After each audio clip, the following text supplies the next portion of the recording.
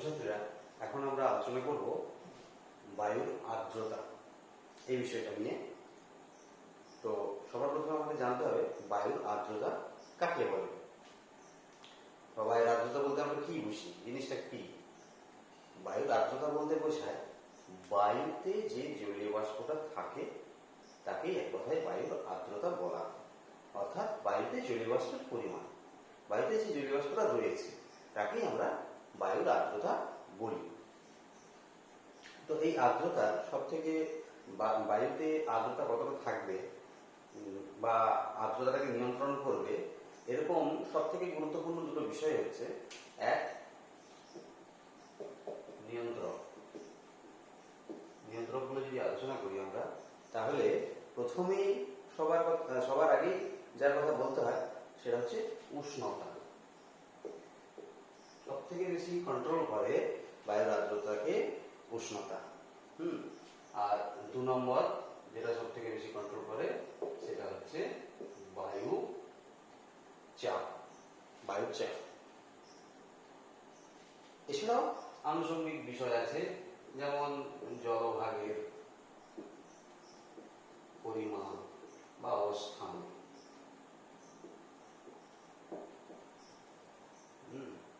তারপরে বনভূমির অবস্থান ইত্যাদি আরো অনেক কম গুরুত্বপূর্ণ পয়েন্ট রয়েছে। কিন্তু আর্দ্রতাকে মেইনলি নিয়ন্ত্রণ করে দুটো পয়েন্ট, সেটা হচ্ছে বায়ুর উষ্ণতা এবং বায়ুর চাপ। কিভাবে সেটা আমরা আলোচনা করবো। কিভাবে উষ্ণতা, বায়ুর উষ্ণতা যত বেশি হবে বায়ুতে আর্দ্রতার পরিমাণ কিন্তু তত বেশি হবে। উষ্ণতার সঙ্গে বায়ুর আর্দ্রতা বা বায়ুতে জলীয় বাষ্পের পরিমাণের সম্পর্কটা হচ্ছে সমানুপাতিক। অর্থাৎ বায়ুর উষ্ণতার পরিমাণ যত বাড়বে বায়ুতে জলীয় বাষ্পের পরিমাণও ততই বেশি হবে। কারণ উষ্ণ বায়ু হালকা হয়ে প্রসারিত হয় এবং আয়তনে বাড়ে, এবং সেই বায়ুতে জলীয় বাষ্পের ঢোকার অনেক সুযোগ বৃদ্ধি পায়, অনেক বেশি পরিমাণে জলীয় বাষ্প ঢুকতে পারে। সেই জন্য ওই বাতাসটা, যার উষ্ণতা বেশি, সেই বাতাসটাতে আর্দ্রতার পরিমাণটা বা জলীয় বাষ্পের পরিমাণটা বেশি হওয়ার কথা। কোনো কারণে জলীয় বাষ্প না ঢুকতে পারবে সেটা অন্য বিষয়, কিন্তু তার ক্যাপাসিটি বেশি হবে, ধারণ ক্ষমতা বেশি হবে। উষ্ণতা যত বেশি হবে বায়ুর জলীয় বাষ্প ধারণ ক্ষমতা তত বেশি হবে। বায়ুর উষ্ণতা যত বেশি বায়ুর জলীয় বাষ্প ধারণ ক্ষমতা তত বেশি। ধরা যাক, উদাহরণ হিসেবে আমরা বলছি, ধরা যাক একটা 10 ডিগ্রি সেন্টিগ্রেড উষ্ণতার বাতাস, নির্দিষ্ট আয়তনের বাতাস, তাতে কতটা জলীয় বাষ্প ধরতে পারে, ধারণ করতে পারে ম্যাক্সিমাম? না, 100 গ্রাম।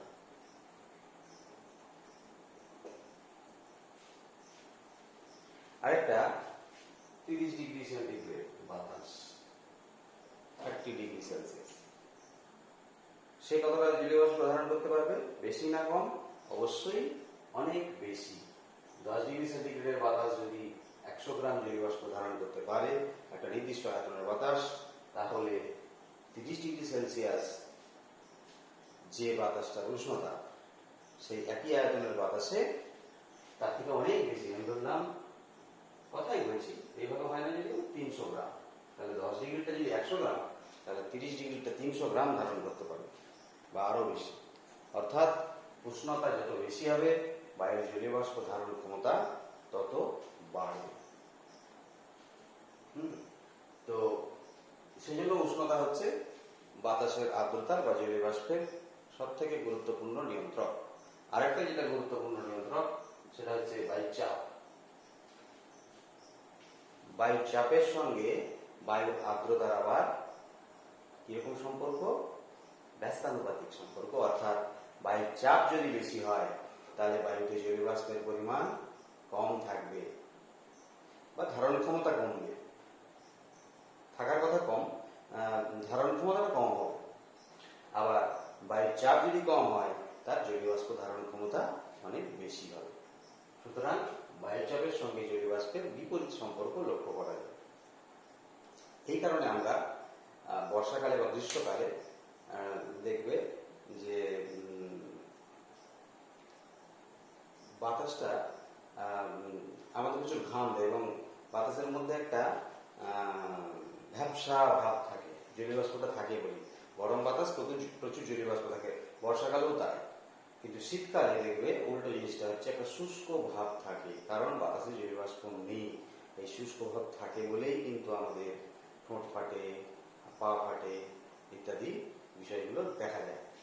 ত্বকে টানের সৃষ্টি হয়, শুষ্ক হয়ে যায়, রুক্ষ হয়ে যায় জলীয় বাষ্পের অভাবের জন্য, বাতাসে জলীয় বাষ্পের অভাবের জন্য। বাতাসে জলীয় বাষ্পের অভাব থাকার জন্য বাতাস যেখান থেকে জল পায় সংগ্রহ করে নেয়, চেষ্টা করে। আমাদের ঠোঁট থেকেও সংগ্রহ করে নেয়, আমাদের শরীরের বাইরের যে অংশ সেখান থেকে সংগ্রহ করার চেষ্টা করে। সেই জন্য বায়ু চাপের সঙ্গে বায়ুর আর্দ্রতার একটা বিপরীত সম্পর্ক লক্ষ্য করা যায়। তো এবারে আমরা যেটা আলোচনা করব যে বায়ুর আর্দ্রতা কত ধরনের হয়। বায়ুর আর্দ্রতা ক ধরনের? বায়ুর আর্দ্রতার তিনটা ভাগ আছে।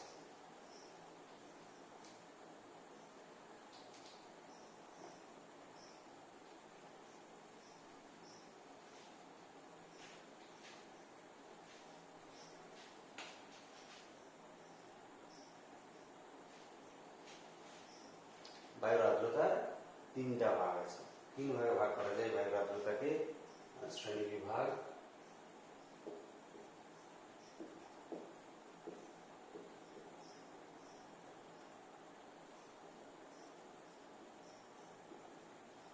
এক নিরপেক্ষ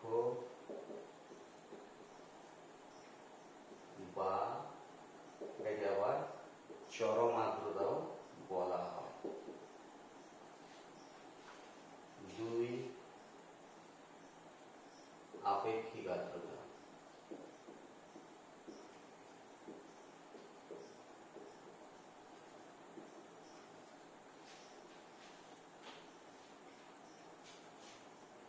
আর তিন বিশেষ আর্দ্রতা।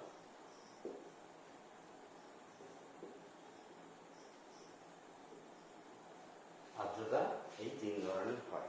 সবার প্রথমে আমরা জানব যে নিরপেক্ষ বা চরম আর্দ্রতা এই জিনিসটা কি। নিরপেক্ষ বা চরম আর্দ্রতা, তো নামটা শুনে বোঝা যাচ্ছে যে নিরপেক্ষ বা চরম বা অ্যাবসলিউট হিউমিডিটি, চরম আর্দ্রতা। তো এটা খুবই সিম্পল বিষয়। একটা নির্দিষ্ট আয়তনের বায়ুতে নির্দিষ্ট উষ্ণতায় যে পরিমাণ জলীয় বাষ্প থাকে তাকেই নিরপেক্ষ বা চরম আর্দ্রতা বলা হয়। একটি নির্দিষ্ট উষ্ণতায় নির্দিষ্ট আয়তনের বায়ুতে যে পরিমাণ জলীয় বাষ্প থাকে, সিম্পলি সেটাকে, যে যতটুকু জলীয় বাষ্প আছে একটা নির্দিষ্ট আয়তনের বায়ুতে নির্দিষ্ট উষ্ণতায় যতটুকু জলীয় বাষ্প রয়েছে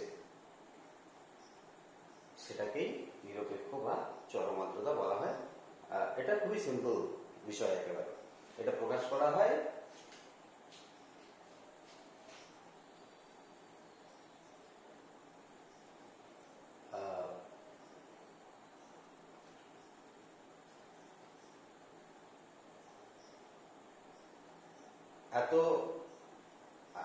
এত গ্রাম জলীয় বাষ্প রয়েছে এতটা আয়তনের বায়ুতে, এই হিসেবে প্রকাশ করা হয়। গ্রাম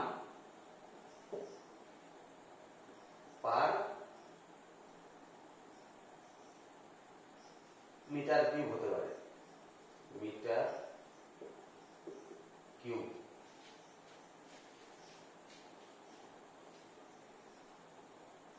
একটা নির্দিষ্ট আয়তনের বায়ুতে কতটা জলীয় বাষ্প রয়েছে।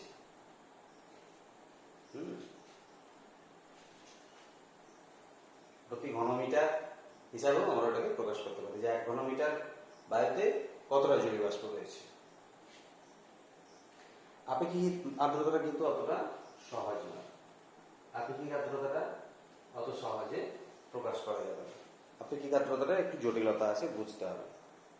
কিরকম না, নামটাই নির্দেশ করছে, সাজেস্ট করছে যে এটা আপেক্ষিক, অর্থাৎ ফিক্সড নয়, এই আর্দ্রতাটা স্থির বা ফিক্সড নয়, আপেক্ষিক। কিরকম? আমরা আগে বলেছি যে কম উষ্ণ বাতাস কম পরিমাণে জলীয় বাষ্প ধারণ করতে পারে, বেশি উষ্ণ বাতাস, যে বাতাসটা বেশি গরম, সে বেশি পরিমাণে জলীয় বাষ্প ধারণ করতে পারে। তাহলে পার্থক্যটা কি হচ্ছে, ব্যাপারটা কি কিরকম দাঁড়াচ্ছে?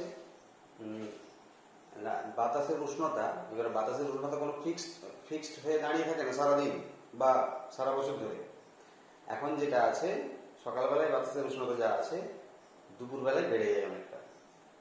বেলা বাড়তে বাড়তে বাতাসের উষ্ণতাও আস্তে আস্তে বেড়ে যায়। সকালবেলায় হয়তো আছে 15°C, একটু বেলা বাড়লো 17°C, আরো বেড়া বাড়লো 20°C, আরো বেড়া বাড়লো 25 হয়ে গেল, দুপুরবেলায় গিয়ে দেখা গেল 35°C বাতাস হয়ে গেল। সকালে যে বাতাসটা ছিল 15°C, দুপুরে গিয়ে সেই বাতাসটার উষ্ণতা হয়ে গেল 35°C। তাহলে সকালের বাতাসটাই কিভাবে উত্তপ্ত হয়ে 35°C পৌঁছে গেল। কিন্তু আগেই বলা হয়েছে যে বাতাসের উষ্ণতাটা যখন কম থাকবে তার জলীয় বাষ্প ধারণ ক্ষমতা অনেক কম থাকবে, কিন্তু উষ্ণতাটা যত বাড়বে তার জলীয় বাষ্প ধারণ ক্ষমতা তত বাড়বে। তাহলে সকালের যে বাতাসটা ছিল সেই বাতাসটা 15°C বাতাসটা, তার জলীয় বাষ্প ধারণ ক্ষমতা অনেক কম ছিল। ঠিক আছে? তাহলে 15°C বাতাসটা আমি ধরলাম তার জলীয় বাষ্প ধারণ ক্ষমতা ছিল 150 গ্রাম। সকালের ওই 15°C যে বাতাসটার উষ্ণতা, সেই বাতাসটায় 15°C বাতাসটায় জলীয় বাষ্প হাইয়েস্ট ধারণ ক্ষমতা হচ্ছে 150 গ্রাম। সব থেকে বেশি কানায় কানায় পূর্ণ হয়ে গেলে সেই বাতাসটার জলীয় বাষ্প ধারণ ক্ষমতা গিয়ে দাঁড়াবে 150 গ্রাম, ওই 15°C বাতাসটা।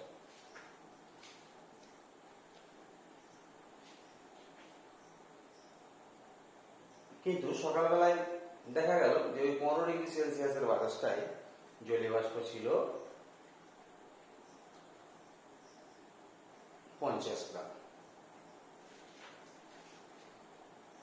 তার হাইয়েস্ট ধারণ করার ক্ষমতা 150 গ্রাম, আছে শুধু 50 গ্রাম।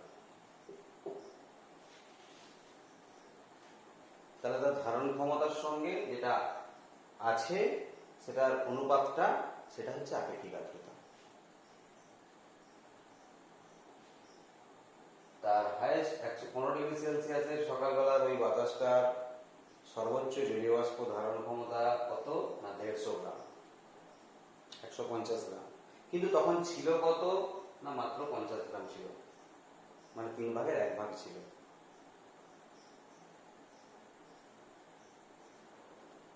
এই যে অনুপাত, থাকার কথা 150 আছে 50, থাকার কথা কত আর আছে কত, এই দুটোর অনুপাতটাকে বলা হচ্ছে আপেক্ষিক আর্দ্রতা। যে কোনো বাতাসের জলীয় বাষ্প সর্বোচ্চ ধারণ ক্ষমতা যত আর আছে যত, তাদের অনুপাতটাকে বলা হয় আপেক্ষিক আর্দ্রতা।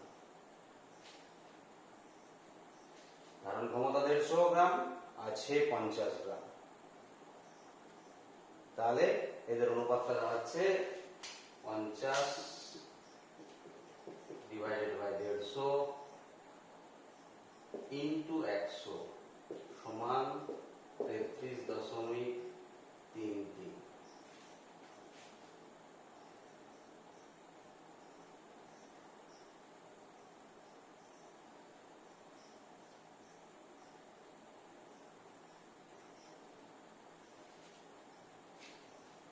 পার্সেন্টেজ 33.33% আপেক্ষিক আর্দ্রতা রয়েছে।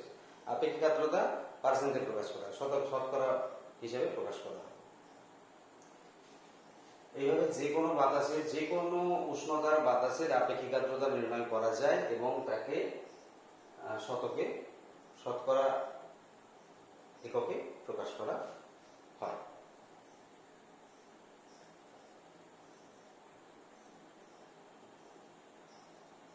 তাহলে আপেক্ষিক আর্দ্রতা কাকে বলে আরেকবার ঝালিয়ে নেওয়া যাক। আপেক্ষিক আর্দ্রতা কাকে বলে? একটা নির্দিষ্ট উষ্ণতায় যতটা পরিমাণ জলীয় বাষ্প আছে, জলীয় বাষ্পের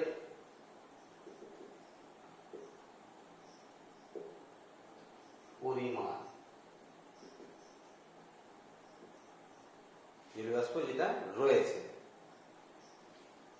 আর তার সর্বোচ্চ ধারণ ক্ষমতা, উপরে থাকবে সর্বোচ্চ ধারণ ক্ষমতা,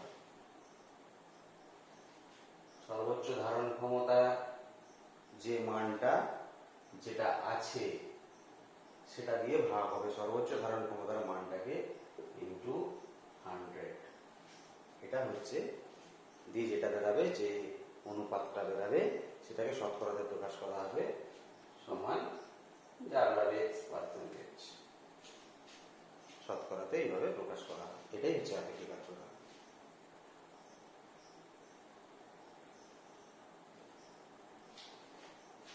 সর্বোচ্চ ধারণ ক্ষমতা ওটাকে আবার বলা হয় সম্পৃক্ত হয় যে পরিমাণে, কোন একটি বাতাস যে পরিমাণ জলীয় বাষ্পে সম্পৃক্ত হয় তার মানেই সর্বোচ্চ ধারণ ক্ষমতায় পৌঁছে যাওয়া। সম্পৃক্ত হওয়া মানে সর্বোচ্চ ধারণ ক্ষমতায় পৌঁছে যাওয়া। কোন একটি বাতাস তার যা ধারণ ক্ষমতা,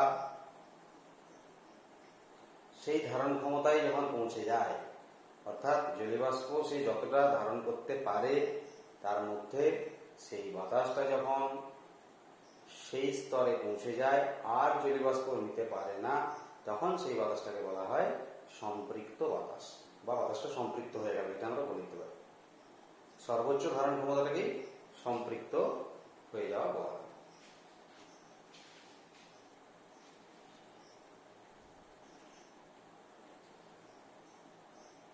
তো আপেক্ষিক আর্দ্রতা বোঝা গেল। আরেকটা আছে বিশেষ আর্দ্রতা। বিশেষ আর্দ্রতাটাও খুব সিম্পল ব্যাপার।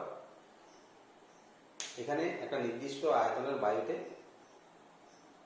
যে জলীয় বাষ্প থাকে তাতে বায়ুটার ওজন, বাতাসটার ওজন আর যতটা জলীয় বাষ্প আছে তার ওজন, উভয়ের অনুপাতকে বলা হয় বিশেষ আর্দ্রতা। দুটোর ওজনের অনুপাত, এটা প্রকাশ করা হয় গ্রাম পার কেজি। গ্রাম পার কেজি, অর্থাৎ 1 কেজি বাতাসে কতটা জলীয় বাষ্প আছে, সিম্পল হিসাব, সেটাকে বলা হয় বিশেষ আর্দ্রতা। সেই হিসাবে কোন একটা বাতাসে কত গ্রাম জলীয় বাষ্প আছে ওটাই হচ্ছে বিশেষ আর্দ্রতা। এবারে সম্পৃক্ত হওয়ার যে ব্যাপারটা বললাম, ওটা দিয়ে আবার শিশিরাঙ্ক একটা প্রশ্ন আছে, যে শিশিরাঙ্ক বলতে কি বোঝো?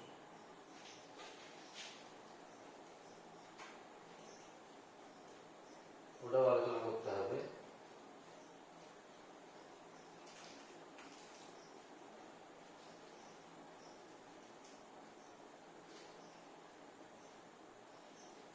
শিশিরাঙ্ক এটাও ওই আপেক্ষিক আর্দ্রতার সঙ্গেই সম্পর্কযুক্ত।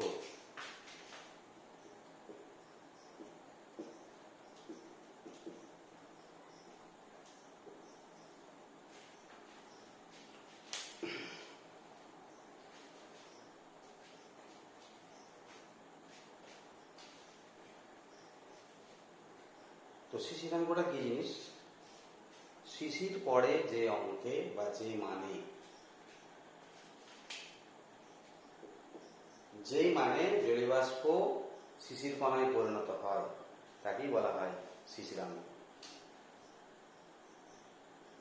যে মানে বলতে যে তাপমাত্রায়, যেই তাপমাত্রায় বাতাসের জলীয় বাষ্পের কণাগুলো শিশির কণাতে পরিণত হয়ে যায়, জলবিন্দুতে পরিণত হয়ে যায়, সেই মানটাকে, উষ্ণতার সেই মানটাকে বলা হয় শিশিরাঙ্ক তাপমাত্রা। এবারে জানতে হবে যে শিশিরাঙ্ক তাপমাত্রা কিন্তু কোনো ফিক্সড তাপমাত্রা নেই। আগেই বলা হয়েছে বিভিন্ন বাতাসের সম্পৃক্ততার হার, সম্পৃক্ত হওয়ার জন্য যে প্রয়োজনীয় উষ্ণতা, সেটা ভিন্ন ভিন্ন হয়। যেমন একটু আগেই আলোচনা হচ্ছিল যে ধরো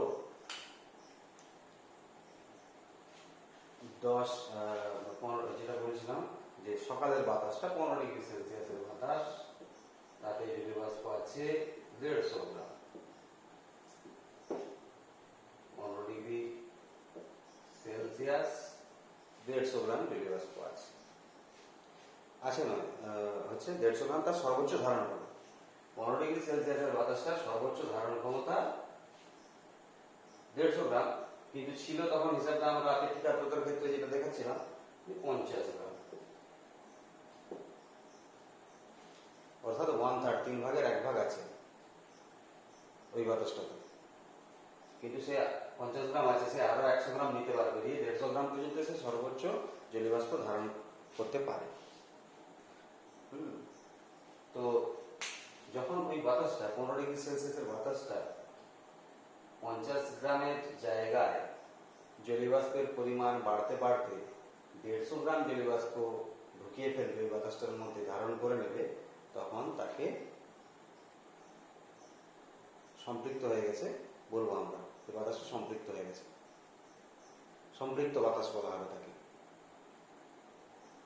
তো সম্পৃক্ত হয়ে গেলে কি হবে?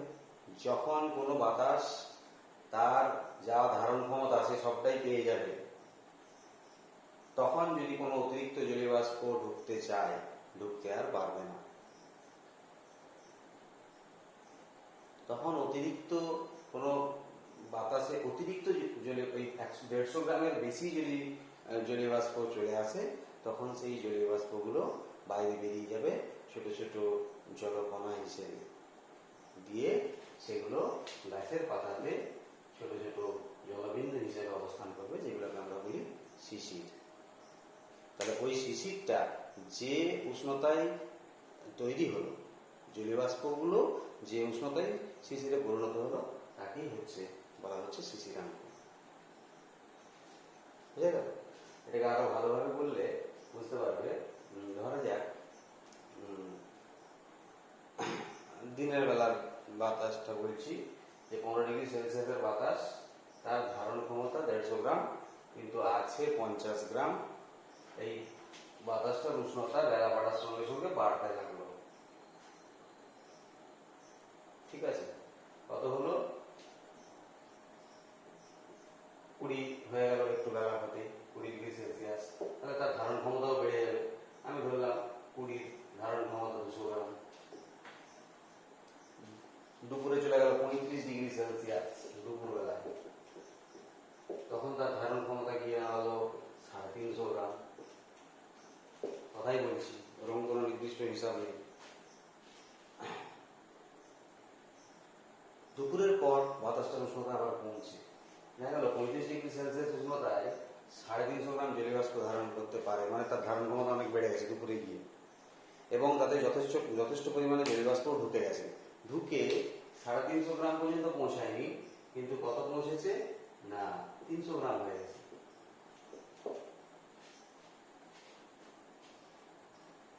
আর একটু কম রাখি, এটা হয়ে গেছে কত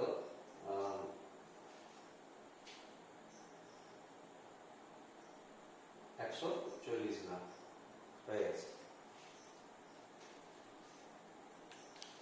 মানে বেলা বাড়ার সাথে সাথে তাতে আরো জলীয় বাষ্প ঢুকেছে, ওই বাতাসটাই আরো জলীয় বাষ্প ঢুকেছে, দিয়ে বাতাসটার উষ্ণতা হয়ে গেছে 35 ডিগ্রি সেলসিয়াস, আর জলীয় বাষ্পের পরিমাণটা সকালে ছিল 50 গ্রাম, সেটা বেড়ে হলো 140 গ্রাম। ঠিক আছে,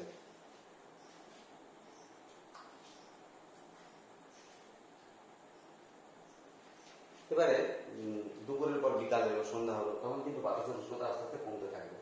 35 থেকে কমে হলো 25, 25 থেকে কমে হলো 20, 20 ধারণ ক্ষমতা আমরা আগেই বলেছি 200, 20 থেকে কমে হলো 15।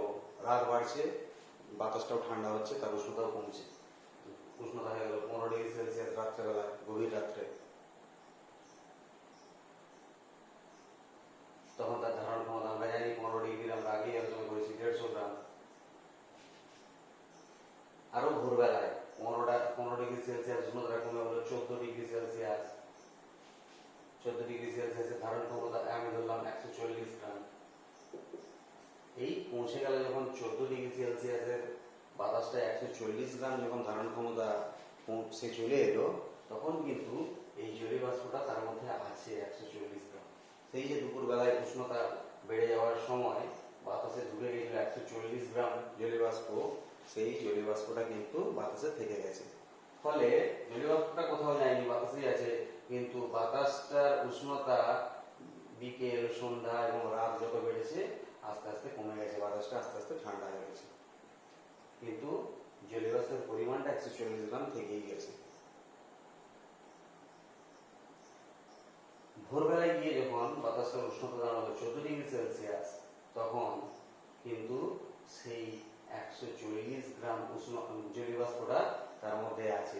এই 140 গ্রামের বেশি 14 ডিগ্রি সেলসিয়াসের বাতাসটা আবার ধরতে পারবে না, মানে তার সর্বোচ্চ ধারণ ক্ষমতায় পৌঁছে গেছে, যতটা ছিল আগে থেকেই সেই লেভেলে পৌঁছে গেছে 140 গ্রাম উষ্ণতা জলীয় বাষ্পটা। ফলে এরপর বাতাস 14 ডিগ্রি সেলসিয়াসের যদি একটুও নিচে নামে, তখন কিন্তু তার ধারণ ক্ষমতা আরো কমে যাবে। আমি ধরলাম 13 ডিগ্রি সেলসিয়াস হয়ে গেল, 14টা কমে হয়ে গেল 13। 13 ধারণ ক্ষমতা 130, কিন্তু আছে 140 জলীয় বাষ্প। তাহলে 10 গ্রাম জলীয় বাষ্প কোথায় যাবে? সেই 10 গ্রাম জলীয় বাষ্প তখন ছোট ছোট কণায় পরস্পরের সঙ্গে জুড়ে গিয়ে এক একটা জলবিন্দু তৈরি করবে, এবং সেই জলবিন্দুগুলো ঘাসের উপর বা গাছের পাতার উপর শিশির হিসেবে পড়তে থাকবে। তাহলে এক্ষেত্রে শিশিরাঙ্ক তাপমাত্রাটা কোনটা? না, 14 ডিগ্রি সেলসিয়াস। 14 ডিগ্রি সেলসিয়াসে সম্পৃক্ত হয়ে গেছে, মানে ওখান থেকেই শিশির পড়ার মতো পরিস্থিতি তৈরি হয়ে গেছে, শিশির তৈরি হতে শুরু করে দিয়েছে। সেই জন্য 14 ডিগ্রি সেলসিয়াস তা হচ্ছে শিশিরাঙ্ক তাপমাত্রা। এই যে জলীয় বাষ্প ছিল তার উপর ভিত্তি করে, বাতাসে যতটা জলীয় বাষ্প থাকবে তার উপর ভিত্তি করে শিশিরাঙ্ক তাপমাত্রা আপ ডাউন করবে। যাই হোক, এটা একটু বোঝার চেষ্টা করবে, এটা বলতে গেলে অনেক বলতে হবে। তো এটা আর একটু বোঝার চেষ্টা করবে। তো শিশিরাঙ্ক একটা আলাদা প্রশ্ন আছে, সেই জন্য ওটা আলাদা করে বললাম। আর এখান থেকে কোনো বড় প্রশ্ন আসে না। আর্দ্রতার শ্রেণী বিভাগ, বিশেষ করে আপেক্ষিক আর্দ্রতাটা ভালো করে পড়বে। আপেক্ষিক আর্দ্রতা থেকে শর্ট কোশ্চেনও আসে, 3 নম্বরের প্রশ্নও আছে। চরম আর্দ্রতা আর বিশেষ আর্দ্রতা, এগুলো থেকে কেবলমাত্র 2 এবং 1-এর প্রশ্ন আসে, কোনো 5 নম্বর বা লং প্রশ্ন এখান থেকে আসে না, সেই হিসাবে প্রস্তুতি নেবে।